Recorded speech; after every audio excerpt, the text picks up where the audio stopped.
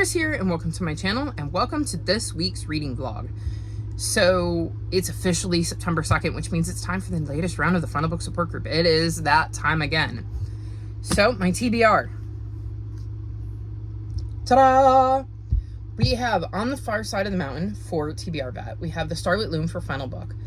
We have The Thief Knot for Poll Pick. The Hollow Boy is Continuation Station. Time to Party is graphic novel, manga, or novella. Amari and the Despicable Wonders is newest released, and Lore Olympus Volume 5 is for Subbox books. So I have a nice little collection here. I think they should be easy enough to get through because it's middle grade and graphic novels. So I am very, very excited to dive into this stack. Assuming I actually get through all of this, I will work on some of the other sequels that are on my TBR. I certainly have some of them. Let me see, I'll peek. I have The Midnight Market, which is the second book in that series. I have The Brothers Hawthorne, which is the fourth book in that series. I have The Troublemakers, which is the third book in that series. I have,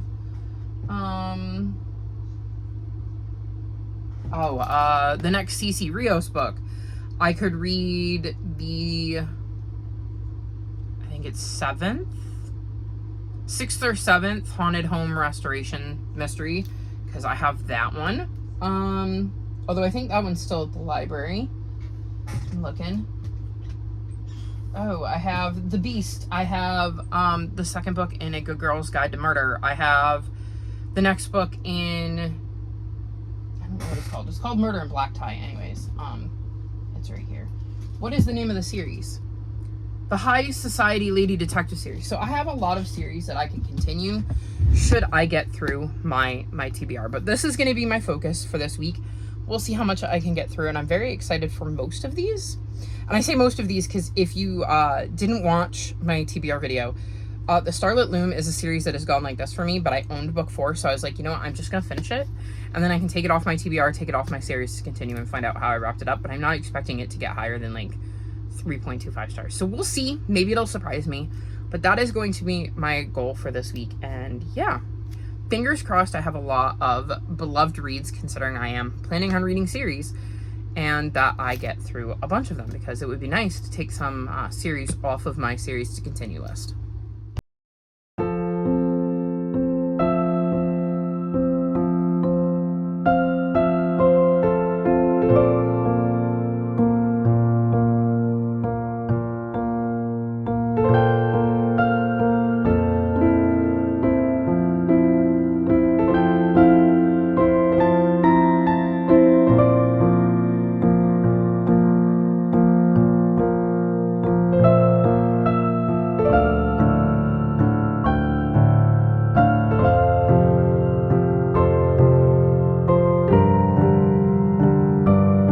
So it is Monday, and I haven't checked in at all this week. I'm pretty sure that was my form of self-care for the Final Book Support Group, was to just not force myself to be on camera.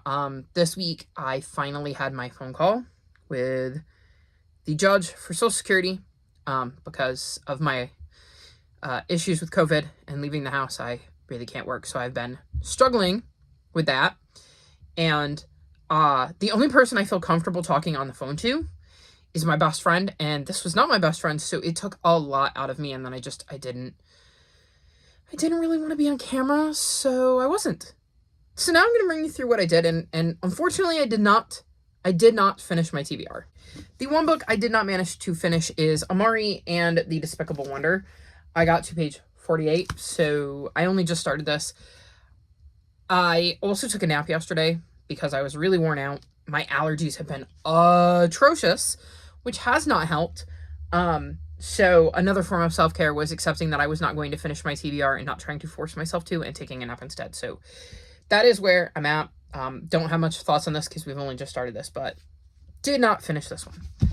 I did, however, finish everything else I had hoped to get to, and even snuck in an extra book. So I read Lore Olympus Volume 5, and I gave this 4.5 stars. I was reading this for a Subbox subscription book, as this was kind of as close as I could get. This is a Hades and Persephone retelling, and it is a graphic novel series, and I love the art. I think it's gorgeous, just absolutely beautiful, and I love the series. I adore it. I fly through it. I find it super intriguing. I love the way the relationships between the characters have progressed throughout the 5 novels.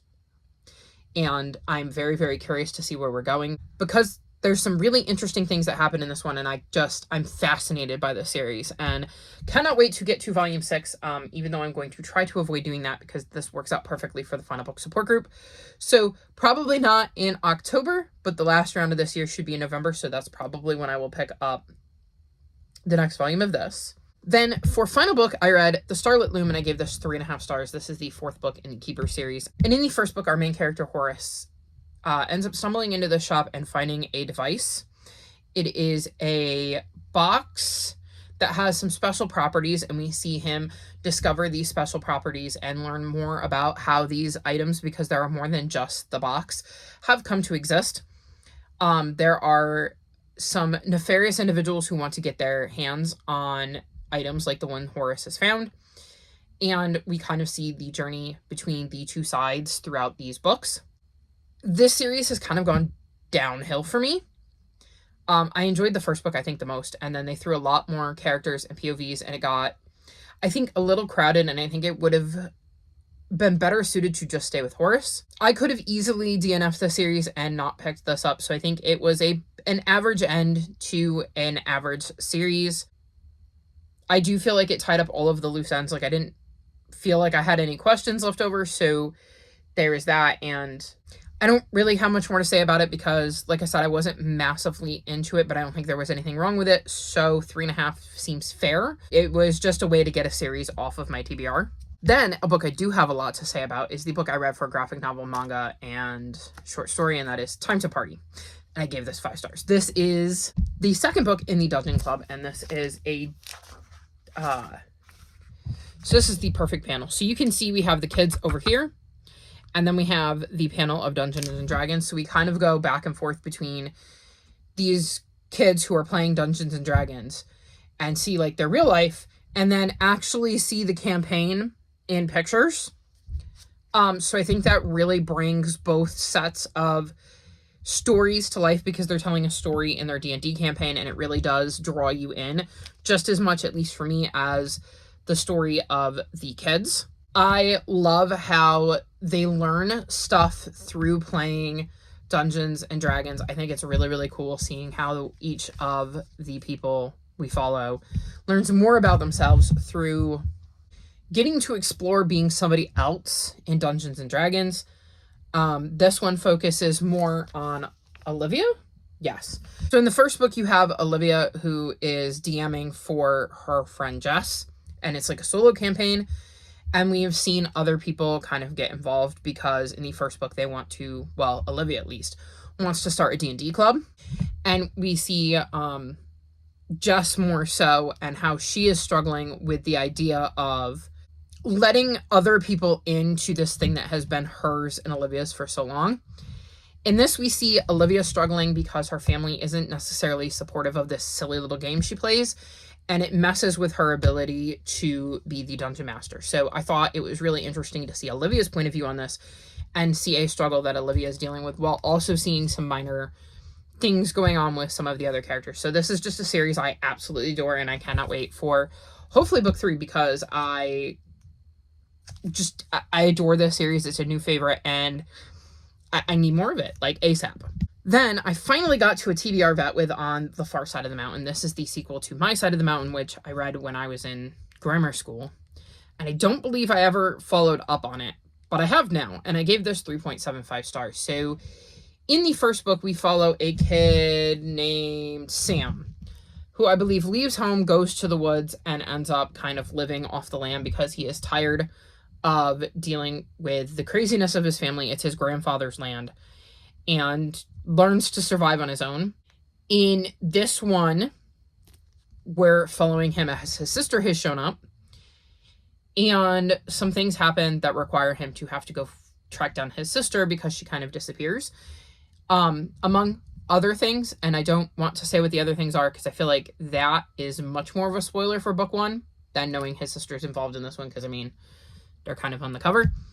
I enjoyed the journey with this one. I thought it was a decent little follow-up. I don't think it's as good as the first one, But I thought some intriguing things happened. I liked seeing the journey. It was a perfectly fine read, and I think it set up some interesting things for Sam's future, and I'm curious because there's one more book in the series, and I'm planning to read it next month to see how the series ends. So, it was nice to be back in this world for a little bit and to get to reconnect with these characters and finally get to see the next step in Sam's journey.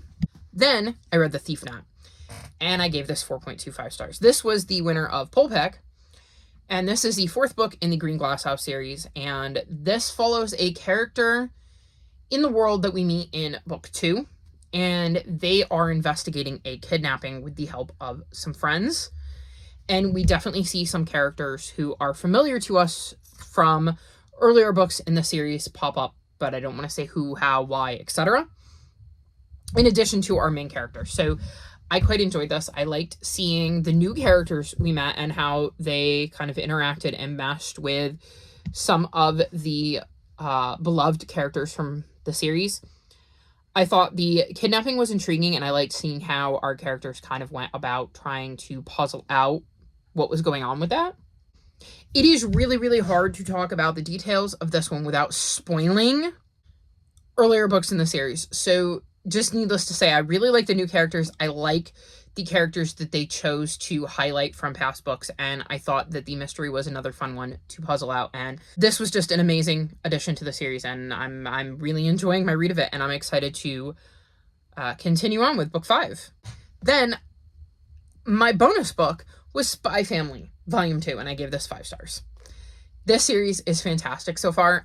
It follows Twilight, who is a spy, that's his code name, and he has to infiltrate this fancy school because he needs to get close to one of the parents, and the only place this person makes public appearances is at his son's school, and it's to keep peace between various parts of the world. And in doing so, he has to, well, find a family. So in the first book, he tracks down a kid named Anya, who he doesn't know is a telepath. And then he manages to find Yor, who is willing to kind of marry him. And, you know, they're legitimately married, but pretend to be his wife. And what he doesn't know is she's an assassin. So we have a spy, a telepath, and an assassin. And the only person that knows what's actually going on is Anya, because she can read their minds. So we kind of see their adventures as they're trying to complete Twilight's mission, even though Twilight doesn't know that Anya knows about the mission. And obviously, Yor has no idea, and Twilight doesn't know the true scope of Anya and Yor. It's fascinating. There are so many fun moments in here because of the different characters and their backgrounds and the secrets they're keeping from one another. Even if those secrets are ones that, like, Twilight doesn't know aren't actually secret. So I'm so invested in the story and how they're going to accomplish this mission. I'm massively invested in the bonds the characters seem to be making, and it's just given me some really laugh out loud funny moments, and this is definitely feeling like it's shaping up to be a new favorite series of mine. So very much looking forward to reading more volumes and trying to resist not just binging the whole series because I'm very tempted. And then the last book I managed to finish is Continuation Station, and I read Lockwood & Co. The Hollow Boy. I gave this 3.5 stars. I did not enjoy this anywhere near as much as the first two. So we're following Lockwood & Co., and our main character is Lucy, who is part of the Co. of Lockwood & Co., and she, Lockwood, and George are part of this agency that deals with ghouls, ghosts, specters, those kinds of things, because in this world they exist, and kids are the only ones that can kind of perceive them, so they tend to get contacted about various bumps in the night and that they have to go investigate. In this one, there is an outbreak of ghosts that are causing like chaos all over London, and they also get roped into this other case that seems very dangerous. At the same time, there is a new character introduced, and that is what affected my rating, because I did not like the way this new character impacted the story and the relationships between our main characters. So I spent most of the book really annoyed about this new character and how things were playing out with this new character and the way Lockwood and Co. were interacting with them. And it definitely made it so that there were times I wasn't drawn to pick this up because I didn't want to have to deal with that. So this is definitely by far my least favorite book in the series, although I did like the spooky aspects and kind of the case aspects, but it was brought way down by my disenjoyment of this character. So we're going to see how book 4 goes and see if it can bounce back. And yeah, like I said, it wasn't my favorite, but I'm still intrigued about the series. I'm still invested in the series, and I'm still curious to see where it's going to go. So that was my week. Not my best week. I've definitely had better rounds of the final book support group, but I was also trying to be gentle with myself because I had a lot of prep to do. I had a couple of days of trying to prep for actually, speaking to the judge and understanding what would be asked of me and how to address things and stuff like that. And it was very, very stressful.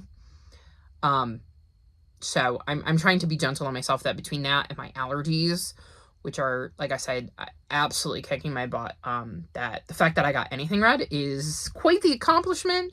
And I mean, I made progress in 1, 2, 3, 4, 5 series.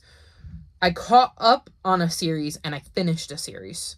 Plus, I read a little bit of Amari and the Despicable Wonder. So I am going to get to this month. So, I mean, I would have liked to read more, but I'm also not upset because, like I said, it was a bit of a stressful week. So hopefully the next round will come at a better time for my brain space. And I look forward to taking part when that round comes around and reading some more great sequels. That's going to be all for this vlog, though. All of my social media is linked in the description below if you'd like to come chat with me. If you've made it this far in the video, leave me a fingers crossed emoji and send some positive thoughts my way when it comes to the whole SSI thing, because that has been a very long and stressful journey. Like this video and subscribe to my channel, and I'll talk to you next time. Bye!